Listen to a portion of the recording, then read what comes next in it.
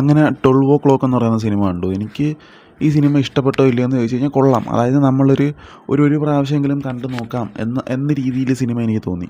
ഈ സിനിമയുടെ മെയിൻ കാര്യം എന്ന് വെച്ച് കഴിഞ്ഞാൽ ഈ സിനിമയ്ക്കകത്ത് കുറേ ക്രീപ്പി ആയിട്ടുള്ള കുറേ സൗണ്ടുകളുണ്ട്. അതായത് നമ്മളെ ഒരുപാട് ഡിസ്റ്റർബ് ചെയ്യുന്ന രീതിയിലുള്ള കുറേ സൗണ്ടുകളുണ്ട്. അത്യാവശ്യം പടത്തിന് മേക്കിംഗ് ക്വാളിറ്റി കുറച്ച് കുറവാണെങ്കിൽ പോലും സിനിമയുടെ അത്യാവശ്യം കണ്ടൻറ്റ് നമ്മളെ പിടിച്ചിരുത്തി കളയും. അതായത് സിനിമ ഹിന്ദി സിനിമയാണ് ഒന്നാമത്തെ കാര്യം. പക്ഷേ ഞാൻ വിചാരിച്ചു കുറച്ച് കോമഡി, ഈ അനാവശ്യമായിട്ട് കോമഡിയൊക്കെ കുത്തിക്കയറ്റി അങ്ങനെയൊക്കെ ആയിരിക്കും സിനിമ മെയിനായിട്ട് മുന്നോട്ട് പോകുന്നത് എന്നാണ് വിചാരിച്ചത്. പക്ഷേ അങ്ങനല്ല.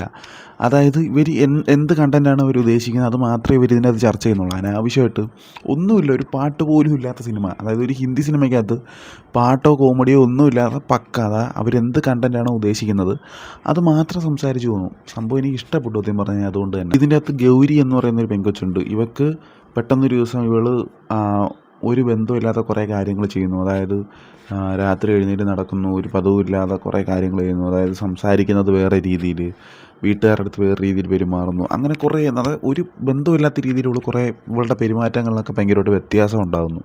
പിന്നെ അതിനുശേഷം ഈ ഗൗരിക്ക് എന്ത് സംഭവിക്കുന്നു, അവരുടെ വീട്ടുകാരെന്ത് ചെയ്യുന്നു എന്നുള്ള കാര്യങ്ങളൊക്കെയാണ് പടം മെയിനായിട്ട് ചർച്ച ചെയ്ത് പോകുന്നത്. എനിക്ക് പേഴ്സണലി പടം ഇഷ്ടപ്പെട്ടു, കൊള്ളാം. അതായത് ഒരുപാട് ഹൈപ്പിൽ അല്ലെങ്കിൽ ഒരുപാട് എക്സ്പെക്റ്റേഷൻ ഇല്ലാതെയാണ് പടം കണ്ടു തുടങ്ങിയതെങ്കിൽ പോലും ഭയങ്കര കിടിലം എന്ന് പറയാനില്ല. പക്ഷെ എന്നിരുന്നാൽ പോലും പടം കൊള്ളാം. അതായത് ഒരു കണ്ടിരിക്കാം എന്ന് തോന്നിയൊരു സിനിമയായിട്ട് തോന്നി.